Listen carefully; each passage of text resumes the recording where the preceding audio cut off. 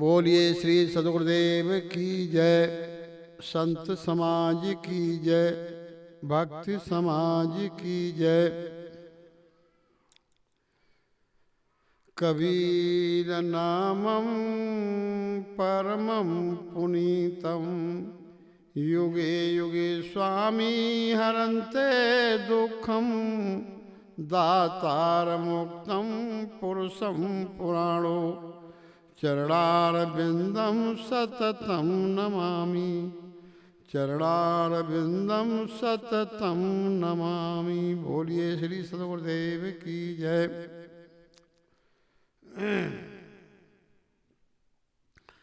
जय बोलो प्यारे सद्गुरु की ये सुंदर काया दो दिन की। जय बोलो प्यारे सद्गुरु की ये सुंदर काया दो दिन की। सत्संग सदा करते रहना, विषयों में कदापि नहीं बहना।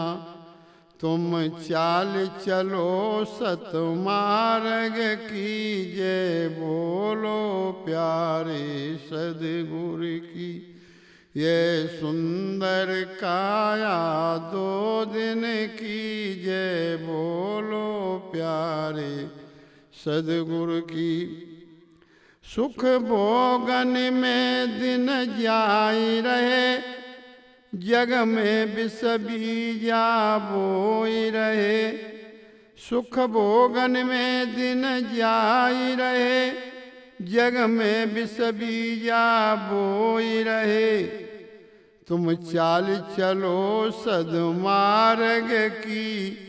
जय बोलो प्यारे सद्गुरु की ये सुंदर काया दो दिन की। जय बोलो प्यारे सद्गुरु की।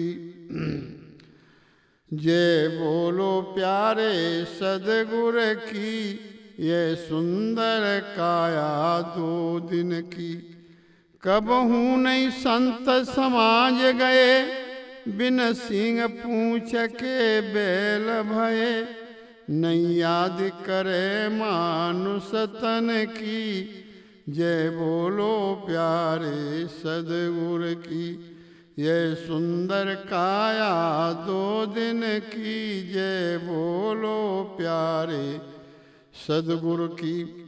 जब अंत समय तन छूटेगा, परिवार सभी धन लूटेगा। जब अंत समय तन छूटेगा, परिवार सभी धन लूटेगा। तब सोच करे जोड़े धन की। जय बोलो प्यारे सद्गुरु की ये सुंदर काया दो दिन की। जय बोलो प्यारे सद्गुरु की। रघुवंश कहे नर याद करो, विषयों से जल्दी तुरंत हटो। ये बात बड़े अपने हित की। जय बोलो प्यारे सद्गुरु की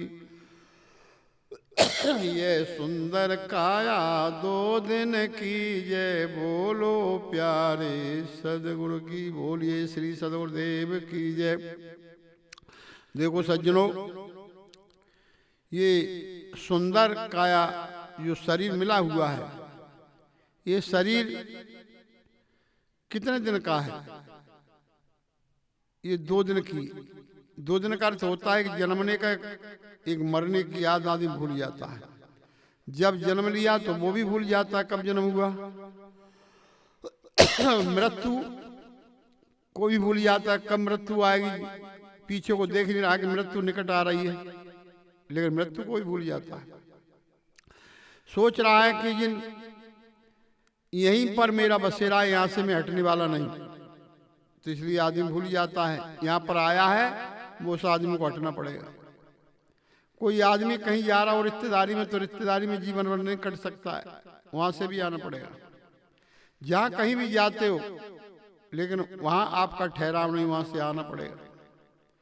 तो आप भी तो यहाँ पर आए हो संसार में, लेकिन संसार में आए हो तो संसार से जाना भी पड़ेगा, संसार से विदा होना पड़ेगा।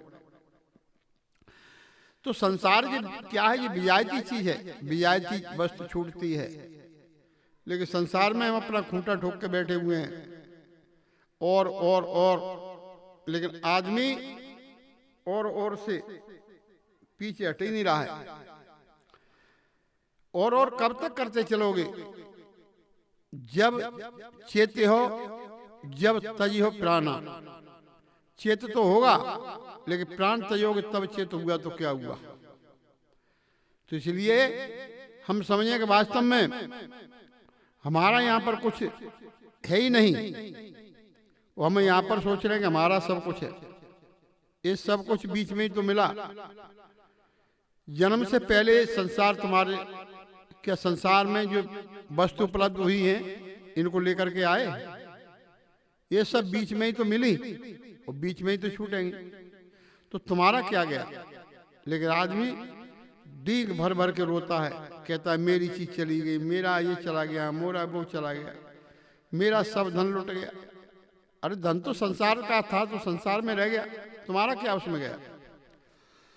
लेकिन मेरा कहता कहता आदमी मर जाता है। तो ये ना समझी की बात है, ध्यान रखो। रोटी, कपड़ा और मकान, ये तीन चीजें से आपका गुजारा हो सकता है। इस पे भी आदमी को शांति नहीं मिलती, तो आदमी भटकता हुआ चला जाता है। तो सदगुरु तो समझाते, सारे बहुत समझाते, जब तय हो, जब चेते हो, जब तय हो प्राण। चेत तो होगा लेकिन प्राण निकल जाएंगे, निकलने के लिए तैयार हैं, तब चेत हुआ तो क्या हुआ? कुछ होने वाला नहीं। तो ये संसार में सज्जनों समझो,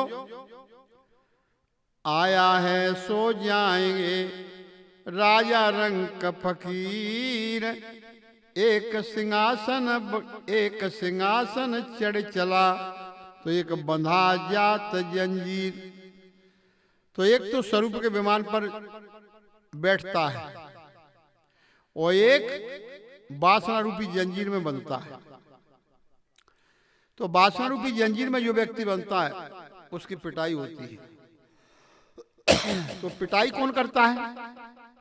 पिटाई अपनी आसक्ति बस पिटता रहता है। एक व्यक्ति को पुलिस ले जाती, पुलिस पिटाई करती है, वो बंध के जाता है। तो ये तो बाहर की संसार की चीज रही, लेकिन तुम्हारे अंदर की ये वासना रूपी जंजीर में जाता है। तो ये पिटाई किसकी होती है? आसक्ति रूपी कोड़े लगते हैं, तब आदमी त्राह त्याग करके रोता है। तो रोने से फिर क्या मिलेगा? कुछ नहीं। लेकिन पहले से चेत हो जाता तो कम से कम अपनी पूंजी को तो समझ लेता है, मेरी पूंजी क्या है। तो तुम्हारी पूंजी क्या है? तुम्हारा आपा, तुम्हारा स्वरूप, तुम्हारा पारक। तो पारक किसे कहते हैं?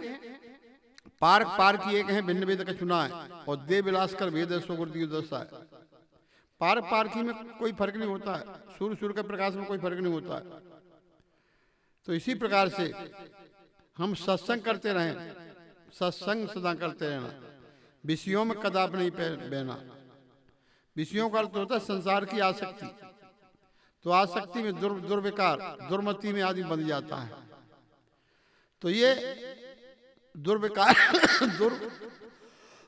दुर्मति जो है, जो संसार में आपको बांध रखी है, तो इसी से आदमी को दुख होता है।